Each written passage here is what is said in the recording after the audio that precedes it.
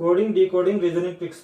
చూడండి friends, if L is equal to 36, J is equal to 25, then F plus D equals to how much అని ఇచ్చాడు. So ఇక్కడ L is equal to 36, J is equal to 25 అని ఇచ్చాడు. ఇప్పుడు L is equal to 36, J is equal to 25 ఎలా వస్తుందో చూద్దాం. మనకు నెంబరింగ్ సిస్టమ్ ప్రకారం L అంటే ఎంత, మనకు L అంటే 12/2 చేద్దాం, అప్పుడు 6 వస్తుంది. సో 6 స్క్వేర్ చేద్దాం, 36 వస్తుంది. సో అదేవిధంగా ఇక్కడ J అంటే మనకు ఎంత నెంబర్, J అంటే 10/2 చేద్దాం, 5 వస్తుంది. సో 5 స్క్వేర్ చేద్దాం, 25 అవుతుంది.